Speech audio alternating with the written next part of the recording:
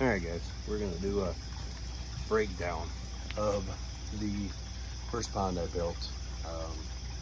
The liner is a preformed liner. I highly recommend not going with that. I think they're almost harder to install than a regular pond liner. Because you got to dig the hole a certain size, fill it back, fill it with sand. Cavitation's a big problem. But for the most part, I mean, you're digging a hole, you're working no matter what. So, as you'll see, I have the Tetra filter over on the other end, totally exposed. Again, as you had heard me mention earlier, I had a groundhog that decided he wanted to tear up the pond, for lack of better terms. That was nicely packed away with rock. I will post pictures when I post this video of how it looked pre-groundhog. Yeah, in here I have 3 shabunkins, 3 sarasas, and some comets, and then just some standard goldfish. And as I had mentioned, this pond's coming out. All of this is coming out.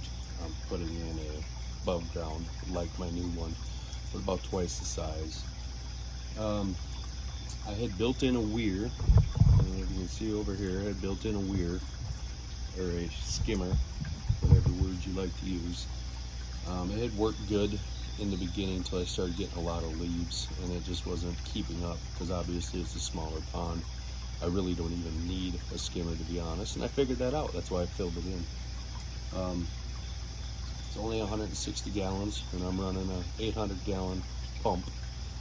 And that might sound excessive, but the width on that weir is 11, or the waterfall is 11 inches. So you need to have a pump big enough to bring water over that weir and get an actual waterfall effect. So that's why there's an 800 gallon on it. And then I have a small little 400 gallon per hour that's running over to the bog, which we will discuss here in a minute.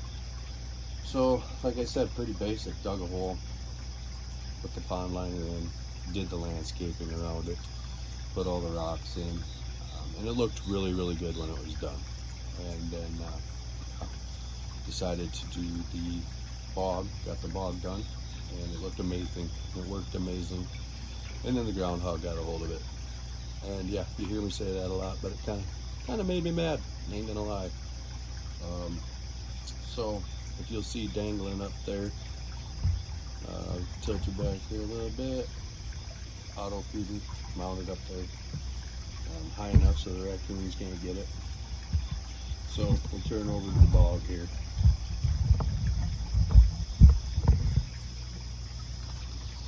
There's the bog filter. As I had mentioned, 400 gallon pump brings it up over there by where the big plants are, and it filters through the rock, runs down the nice little stream into the pond. Underneath here is a nice little pond liner, cut size. Got a bulkhead coming up in the middle, and I place a rock on top of it to knock the flow of the 400 gallon pump down. And just put a rock on top of it, slows the flow down, fills up, flows down, and catches a lot of debris, builds up a lot of dirt, so it does got to be cleaned somewhat regularly. So you see I got cattails in there, plants in there. So yeah, and then added the aerator. I do like the natural look of an in-ground pond, but I'm going to tell you right now, servicing or maintaining an above ground is so much easier, so much more convenient. I probably won't ever go back to an in-ground one, to be honest with you. Maybe once I'm retired and have millions and somebody else can service it for me, then yes, I might, because I do like the natural look. But as long as I'm the one doing everything, I kind of want to keep it above ground. So we'll just come over here and we'll just take a few more looks here. I tried to catch a little video of the fish being out and about, but they're not morning fish.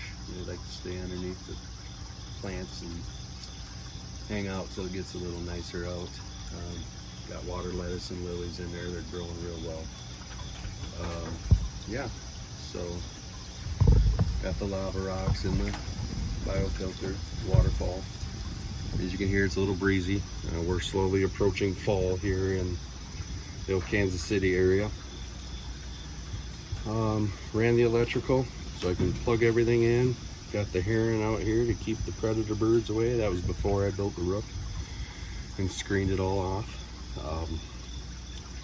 So yeah, setting up the pond. I put rocks in it. Discovered shortly that was a big mistake. Catches a lot of debris, hard to keep clean, and as that debris rots, it makes for a very toxic environment for the fish. So I'm slowly taking out as much of the rocks as possible. It was full, probably had an inch of pea gravel and rock on the bottom.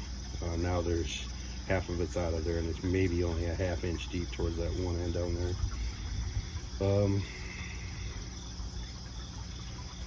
New pond syndrome, smaller pond. It went through it pretty quick. If you're not familiar with new pond syndrome is, I'll do another video on that. But there's a lot of videos out there. Actually, one of the guys I like to watch a lot, he did a video about new pond syndrome. His pond just turned a year old. He's over there on the koi pond lifestyle. Check it out. He's fun to watch. He's learning just like me. And like I said, he's just fun to watch. And every pond goes through new pond syndrome. You're not going to be lucky if you start a pond or get into the hobby. You're not going to be one of the lucky ones that doesn't have to worry about new pond syndrome, because it's going to happen. Other than that, I guess I really don't have a whole lot else to cover on it. Pretty basic, pretty basic. Brought in a lot of rock to line around it. Digging the hole is always fun. I had these, when I bought the house, these flower boxes were here. When I dug the hole, I just threw my dirt in it. Well, that's what I ended up turning into the bog. So it worked out pretty handy. It came in useful.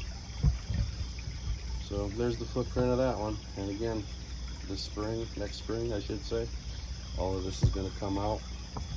This is going to be the home for my new bigger pond. And this one is going to be retroed into a above ground. I'm going to build some framework out of some 2x6 green treat wood, fill it in with sand and dirt, fill it in around the pond liner so it'll be above ground. And I'll probably have it sitting right over there next to the deck. I spend a lot of time sitting on the corner of the deck there.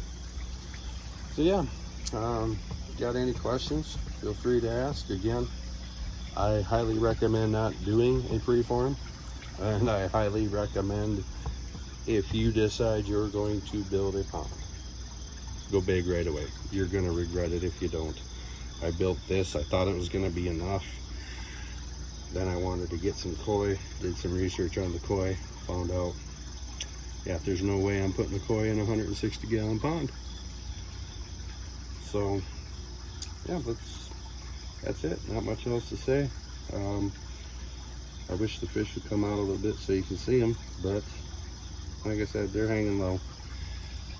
As always, thanks for watching, and hopefully I will do a couple more videos here, hopefully today.